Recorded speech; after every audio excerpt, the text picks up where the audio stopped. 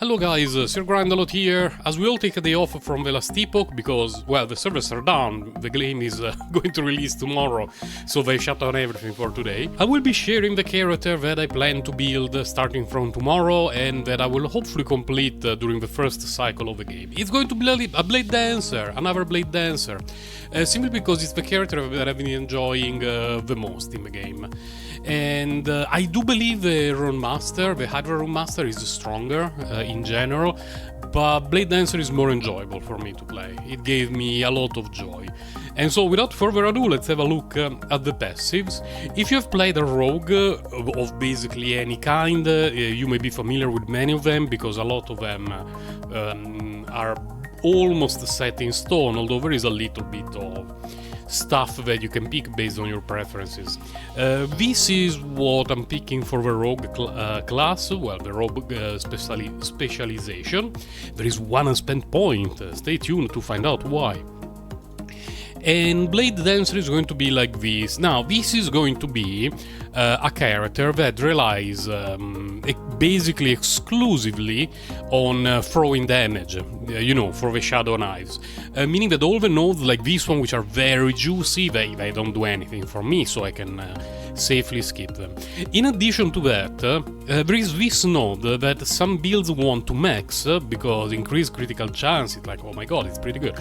But shadow knives always crit, so crit rate chance is pretty wasted for the build that I'm following, for this build, but what you want is critical strike multiplier. And of course the damage of your other ability will be a little bit of a Copzilla, but it's not the bulk of your damage, so you don't really need to worry about it too much. There is a little bit of utility here and there, some stuff that helps with survivability, but a lot of it is just damage, speed, dodge, things like those. Compared to the build that I'm currently following, that you will see later, I have a clip, there are way fewer points in the marksman specialization. My favorite thing here of the old marksman for my character is this one, which improves dexterity and removes a bit of dodge rating from enemies, but especially dexterity is really important for this character. And now let's go to the big one, the Falconer. The Falconer has a node that I absolutely love, which is this one. Now, if you have never played a Shadow Knives rogue, it's a character that is really mana hungry. It really has mana regeneration issues. So for quite some time I was using this node with 5 points in it just to have extra mana regeneration. But this node from the Falconer spec is absolutely amazing because not only gives mana regeneration, but it also gives mana gain on dodge with, sure, 1 second cooldown, but it's a character that has dodge as the main defensive mechanism, so this is pretty much 5 mana recovered per second, which is amazing. Now, I'm not sure if at the end, when I'm level 90 plus and I'm doing a little bit of optimization here and there, I will stick with the 6 points here, or if I will do something like this, just to have the 4 point bonus and use the 2 leftover points for something else. But as it stands now, I'm probably going balls deep into, what the hell is it called? Stamina over, and then, a week or two from now, once I'm level 90 plus, I will decide what to do with that. These 2 nodes, very nice because, health, dodge rating and endurance, they increase the tankiness of a rogue, which is amazing because rogue has very good damage output, but the only defensive mechanism that it has, apart from a couple of weird tricks, is the ability to dodge, which is a random percentage, and you don't want to get insta-gibbed simply because you missed a dodge at the wrong time, so the more dodge rating you have, the better it is. Now, why do I have an unspent point? Let's go here. There is this one missing. You may have noticed it if you have a keen eye and you already know the game pretty well. The reason why this is missing is that there has been a little bit of retuning in the difficulty of the endgame, and I don't know what it's going to be like. Now, my character, from level 1 to level 80, I would say, I was dual wielding. No worries, everything was getting obliterated instantly. I was like, Lemao, just give me the loot, you turds. But eventually, when I reached the 300 plus corruption, my gear was awful and I only had the 30% void damage. I was starting to struggle in my attempt at surviving. So I removed this, I used the skill points basically randomly, and I started to use dagger and shield, or blade and shield, more on this later. And so my decision for the late game on whether I want to use dual daggers or a blade, whatever weapon, and a shield will depend on how the difficulty has been retuned. Now, worth mentioning, once I fixed my resistances, all at the cap of close to cap, good weapons, good overall gear, I went back to dual daggers. I'm currently well above 500 corruption with my rogue, it feels very easy. And I basically die when I'm watching something in the background or I'm distracted by another window, but it's a very solid character, if played correctly. So again, this unspent point is probably going to be here, and these 2 points are going to be, can be this, and you have 2 points for something else, or you do this, and you're happy with your mana. A lot of this will also depend on gear, because if you do not need a lot of mana, I think this is going to be good enough, depending on how many mana regeneration substats you get, but look, I would probably go 6 on release, okay? Let's be honest about it. Let's talk about skills for a moment. Skills, here. This is what I'm using right now, and for the most part is going to be the same that I will be using tomorrow when the game releases. Synchronized Strike has the problem that it ends up costing a ton of mana. It's very good to set up shadows that trigger shadow knives and do all the sort of shenanigans, but it costs a ton of mana, and it's the reason why it's really nice to have extra mana regeneration, and those nodes that I was talking about earlier. Everything else is very, very standard. I've not changed anything for this build for Synchronized Strike. Shadow Cascade is like this. Basically, all the abilities picked up along the way are mandatory for this kind of build. And there is also one with something that looks a bit like a falcon. Premonition, a red herring, who knows, we will find out. Nice shadow daggers. Smoke Bomb, exactly what I'm using right now, things that improve survivability, create shadows, increase damage, increase area, stuff like that. Here there are these 3 points that for me are a little bit of an optional. These 3 will depend a lot on the endgame balancing. Because if I do not need those 3 points, because I don't feel like I really need the cold freeze mechanic, I will probably do something like increasing duration, increasing area, and stuff like that. But doing this, at least in the beginning, is going to be very safe, and as we approach the end game, we're going to decide what we want to do for the specialization of Umbral Blades. Now, a thing worth mentioning is, at the moment, my character is using Decoy on the action bar instead of Shadow Cascade. Because with this build you don't want to cast Shadow Cascade, you want to have your shadows and other things triggering Shadow Cascade. I think I didn't show shift, by the way. I had a brain fart, I'm sorry. But shift is like this, very, very standard, nothing particularly amazing. This one is the most important one because you want to cast Shadow Cascade after shift so that, the build works. Checkmate Sir Grindelot's brain. And invulnerability is very important, dodge rating, mana on news, my god. You will not know how much you need this until the moment that you pick this ability. Before you pick this node for Synchronized Strike, you will be like, well, mana is not too bad actually. I think Sir Grindelot is an emanator of fake news. No. Once you get this one, everything changes. And all this stuff becomes extremely valuable. I was talking about Decoy. I'm currently using decoy on the action bar without any spec. It's just there because, you know, you do plop, you drop a decoy, and enemies go in direction of decoy. It has two issues, well, one main issue, which is the cooldown. Mana cost 40 is a bit annoying because this is already a very mana-hungry build. But also the cooldown being 40 seconds is a little bit annoying. What I want to try at release is... ta-da! Net! It's different. I know it's different, I'm not having a stroke. But the mana cost is much lower, and it has no cooldown, you cast it as many times as you want, and it can sort of function as a decoy in the sense that when you are surrounded by a lot of enemies, you just throw a net at them while you're going in the other direction.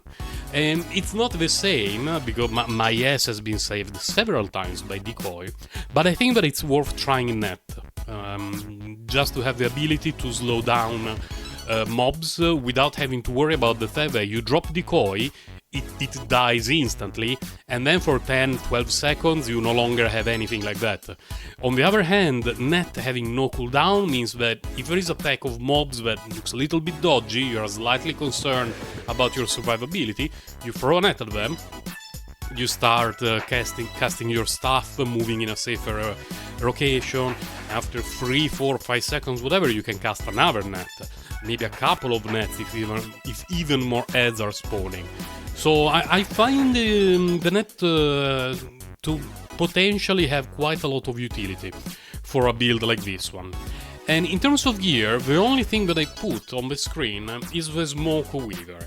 I tried this build with 2 katanas, because katanas... Can I show it here? Let me see if I can... one-handed sword... Is there any katana? Yeah. Katanas are the only weapons in the game that, as a main thing, as a main stat, they have crit damage multiplier. There you go.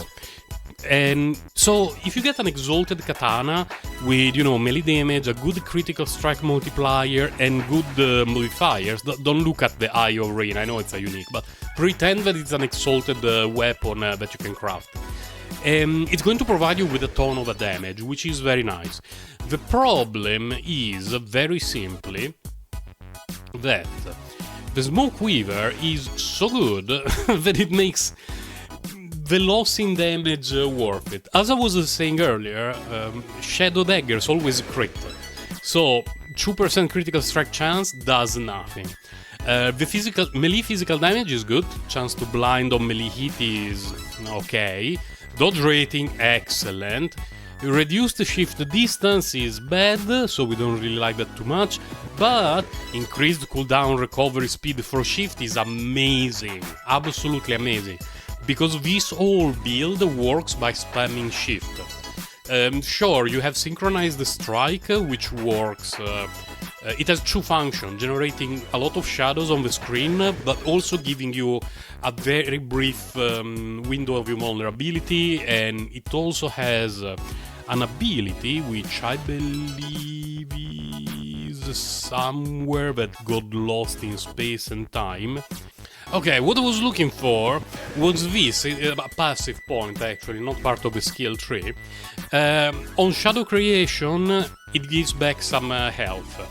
It doesn't sound like much, but you generate so many shadows, especially with Synchronized Strike, you pop quite a few shadows, that this becomes an ability that gives you quite a lot of health back, and it's also a panic button, because you are invulnerable for a few moments after you use it.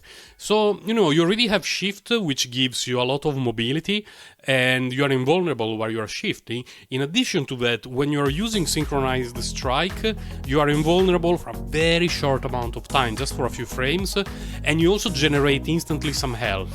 And I have always found 1 or 2 points, if available, in this skill to be extremely valuable, and if it turns out that I want to drop a couple of points here because I don't need that much mana back, I'm definitely going to do this.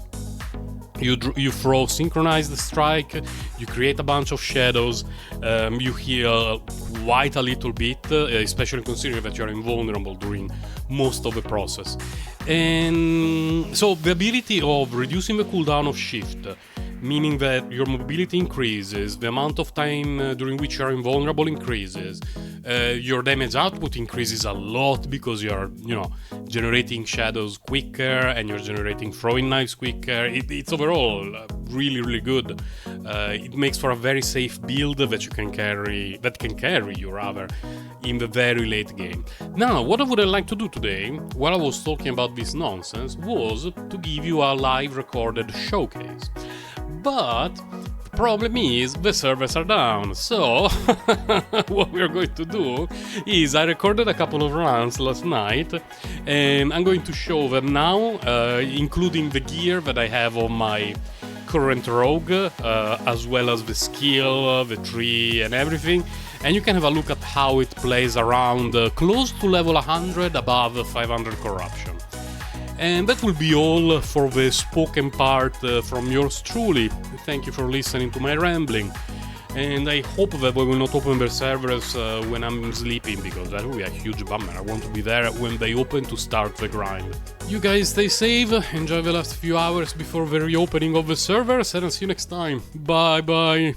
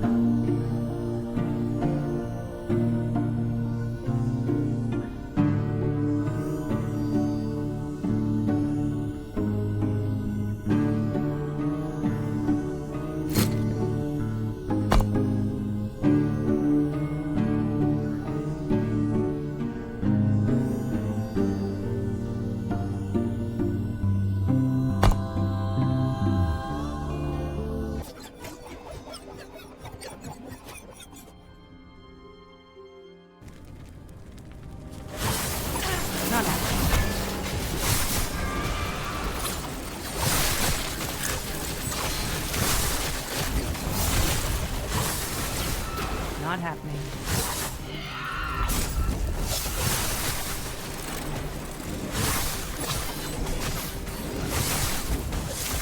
Not happening.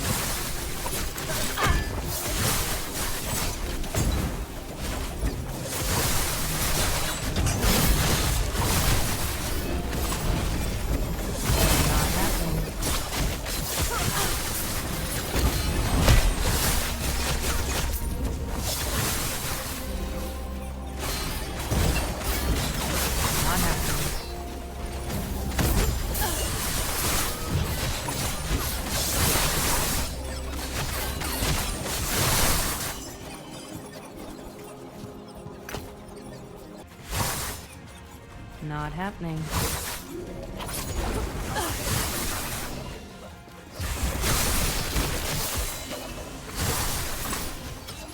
Not happening.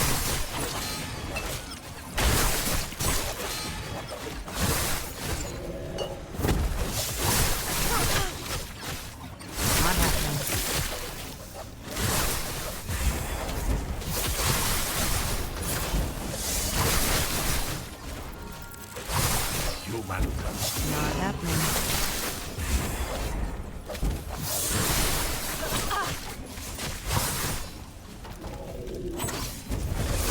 Not happening.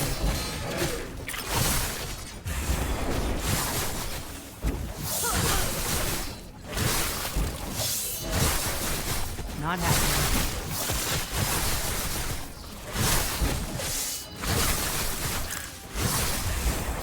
Easy. Too easy. Not happening.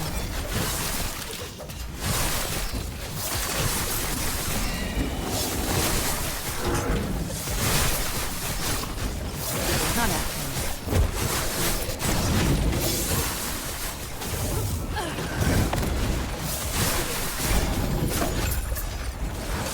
Not happening.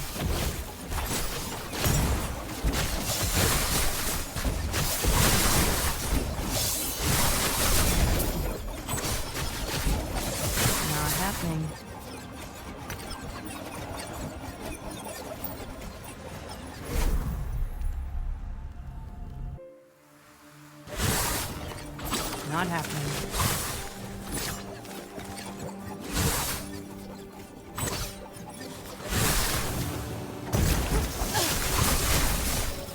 Not happening.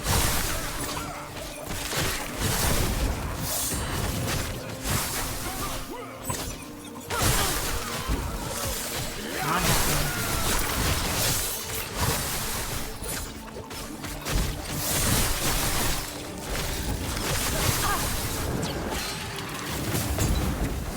Not happening. Easy.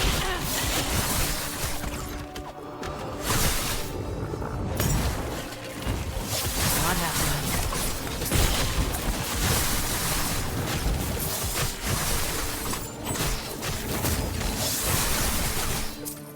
Not happening.